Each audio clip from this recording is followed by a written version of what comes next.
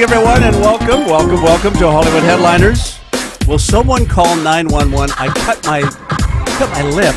I had a paper cut on my lip for my script. Is there no sympathy, Andy? Say. I hope UBN has some big-time lawyers because we're talking workers' comp here. This is going to make the Jackson suit look like nothing compared to Larry Jackson. Yeah, what I'm going through. Hey, everybody, welcome on this Thursday evening in September here on Hollywood. In Hollywood. On Hollywood, too. Well, I'm on some. I must be on something else. Propofol. Oh my God! No way. Hey, interesting show tonight. We think we have a little call in from one of our favorite guests ever here. What's Who's his name? This is Jon Cryer, and you are listening to Hollywood Headliners with Rob Weller. That was a great This is Jon Cryer, and you are listening to Hollywood Headliners with okay, Rob John. All right, John. All Hi, right. John. How are you? Jeez, John, Where leave are me you? alone. Anyway, the premiere of 2.5 Men on CBS is tonight. Oh, tonight. Yep. So John is going to give us a buzz, we think, if he can break away from Chuck Lorre, and who's probably giving him notes on the show. Right. And then there is a interesting movie out called Zootopia. It's a great cast. Got a great cast. I didn't. Oh, Zootopia. Yeah, Okay, right. Gotcha. Say, have you seen the film yet? I haven't seen it. Mm-hmm. Who's in it? Well, Jamie. All-star. Yeah, I'll tell you who's in it. Rita Wilson, Jennifer Love Hewitt, who is one of the producers. Cool. John Lovitz, friend of mine. Jamie Lynn Sigler, who I've worked with in the past. Great cast. Yeah. Great cast. So we're going to talk to the director and the writer. And also, last week, Sunday nights were the Emmys. Who watched the Emmys? Okay, 2 out of 3 is not bad. Say, where were you when the Emmys were on? I think that was one of your assignments. I don't. Yep, I watched it. This is too much pressure. This is too much pressure for you. Just let us know. Were you breaking bad? Did you see the numbers on the Emmys? Okay, don't get ahead of me. Oh, my God. Okay, here's the deal. This is such a tightly scripted show. So we had Brittany Ishibashi on with us last week, as you may recall. Gesundheit. And she was on the series Political Animals. Ellen Burstyn, right, Andy? Correct. She won the She had a Emmy sweet for that. speech. So Brittany was down here. This was the first time she's gone to the Emmys. She came down here, got ready, did some stuff with us, then had to go to her first big Emmy party. So Brittany's going to call in. Say, did she send you some pictures? She did. She sent me a bunch of great photos. Looked like she had so much fun, and I'm very jealous. All right, so you're going to put those on our website On and Hollywood Headliners Facebook. And Amber, maybe you can throw a few in on the interview tonight too. So as you watch our show on our Hollywood Headliners YouTube channel, which just everybody is watching, you thought the Emmy numbers were high, but How high were they? people were saying, the show is kind of a downer, and I don't know. So everybody thought, oh boy, Neil Patrick Harris was accused of phoning it in. Guess Phoning who had it the in. last What does laugh? phoning it in mean? Who had the last laugh, Andy? Yeah. Huge. Biggest ratings they've had in years and years and years. Really? Yeah.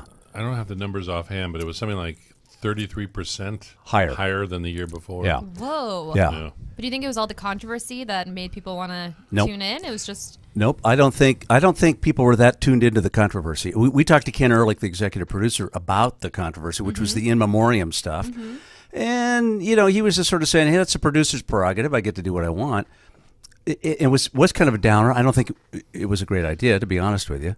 And where it came into the show didn't quite fit. I don't know how you feel about it. Let us know, but didn't make any difference. I think people like Neil Patrick Harris because he's a great big host. pull. Yeah. And I think they like a bunch of the shows, I think also Breaking Bad and all that. Yeah, it was good shows nominated. And it happens with the Oscars, too.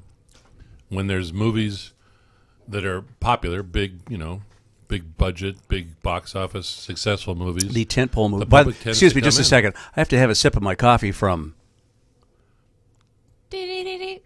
Is that our new sponsor? Oh, Hollywood Headliners brought to you by... Starbucks. Wouldn't that be Weird. great? Wouldn't that sound good?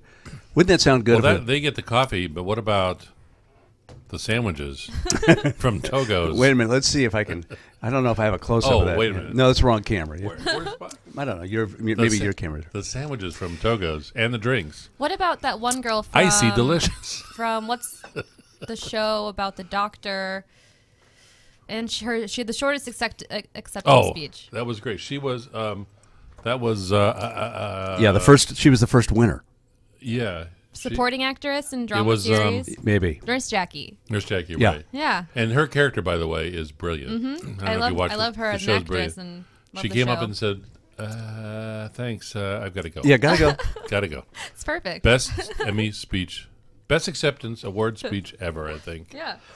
Well, it just goes to show you, people are really clever.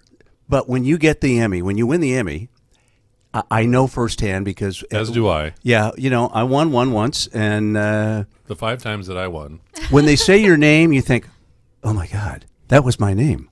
Did you like black out? I think I would. You don't. There's a momentary thing where you think, "Oh, Yeah. I got to get up there now. I got to get up there." The first thing I did when I went up there was I didn't know what to say, so I said, "Hey, let's hear it for the orchestra."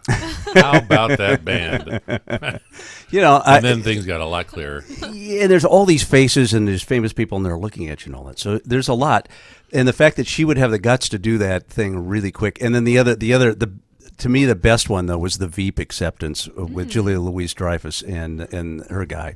Michael Douglas wasn't bad either. Yeah, it was good. It was very Are funny. you top or bottom? Kind of single entendre stuff. I hear that him and Catherine Zeta-Jones are getting back together. Go ahead, steal my thunder. Yeah. Oh. God. Oh, Yeah. well, there's another news item I don't have to do. Is that where I heard Hey, good that? news, Andy. Yeah. Why don't you take a couple of weeks off, Andy? Not a problem. I got Really? to say here. We're sort of busy here.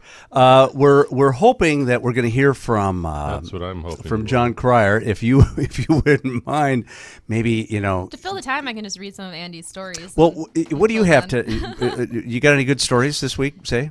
Oh, wait a minute. Here's somebody calling right now. All right. Let's just see. What surprise guest might be on the line with us now, live here on the John. Hollywood Headliners. Hi, this is Rob Weller. Who do I have on the line? Cuba Gooding Jr.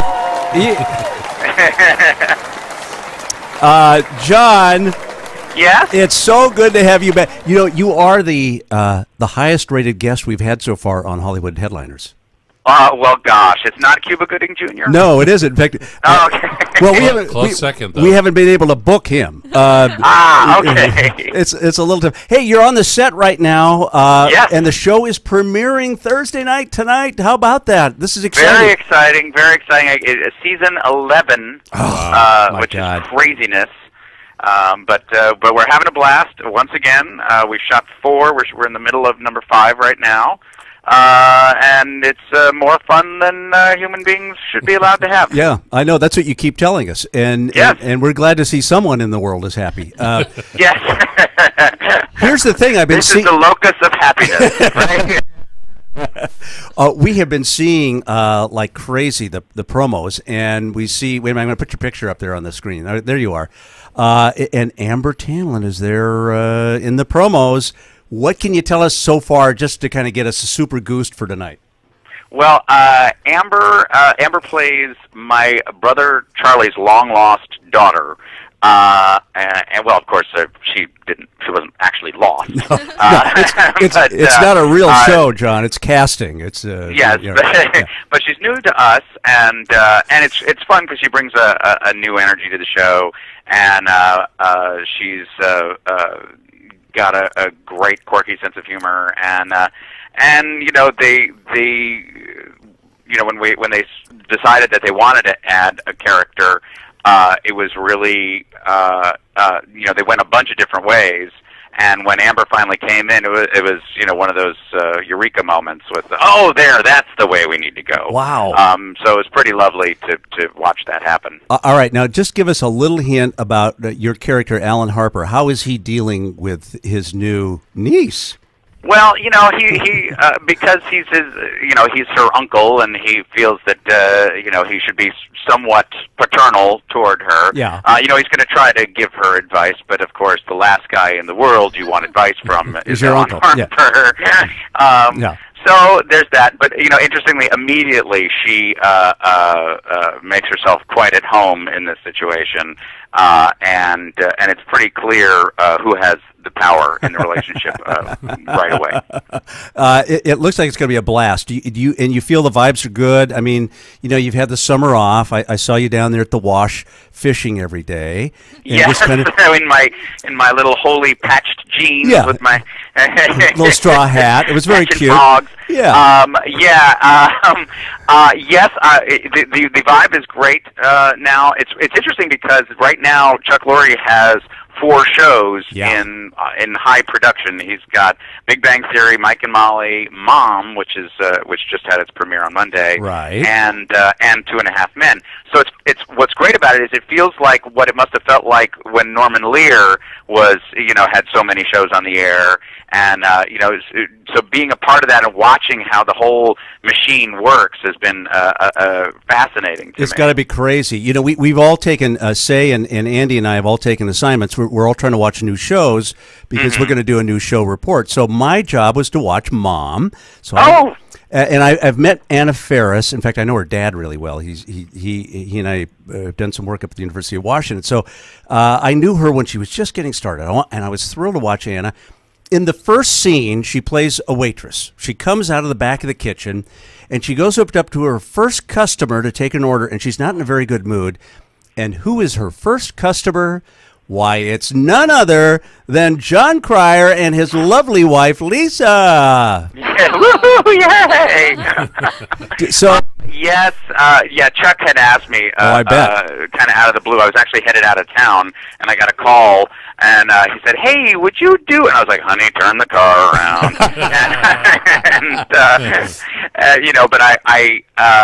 But what I didn't know much about the show other than a couple of the 2.5 Men writers who've been writers on the show for a long time had written it. And it was so much fun to be there. The French Stewart is in the show, and just another show with French Stewart is worth the price of admission. Allison Janney is a genius. Oh. I think there's so much potential in that show. It's a really dark show, though. I mean, it's all about rehab people and moms and daughters fighting. I mean, it makes your show look like Captain Kangaroo a little bit. Yes, it does. You're off the hook, dude. Yes, we are dwarfed. We're not even the filthiest show on the air by a long shot. No. Not even the filthiest show on CBS. No. On Two Broke Girls, Beth Beers got peed on the other day. Oh my I was like, "Oh, this is fantastic. This is what we brought to the Tiffany Network."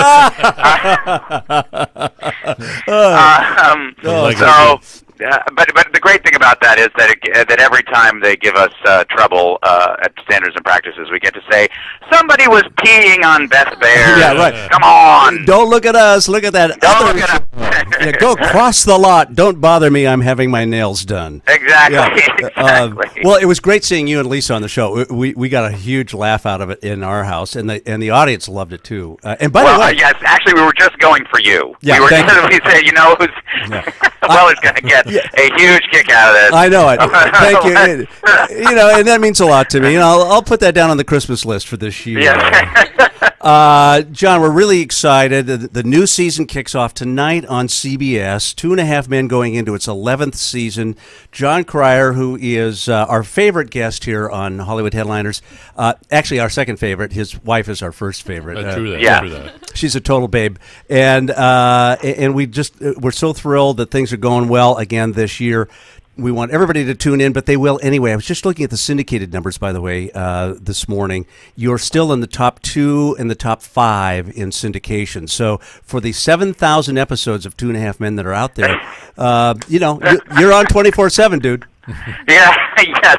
We need our cable channel. We just need a whole 2.5 Men, hot and cold running 2.5 Men all day long. I am with you. Hey, thank you for taking a break from what's going on there in the studio. And I know it's going to be a super year. And get back there and learn your lines and don't make Mr. Lorre upset in any way, okay? I'll try not to. Yeah. John, thank you. Thank you so much. Thanks. Great to talk to you, John. Bye. All right, Jon Cryer from 2.5 Men. I'll tell you. Beep, beep, beep. Well, he's not with us anymore. All right, let's take a little break. When we come back, we're going to talk to Brian Fogel, who is the director, writer of Zootopia. Wow, what a wacky movie. Don't go away. We'll be right back on Hollywood Headliners. This is Rob Weller.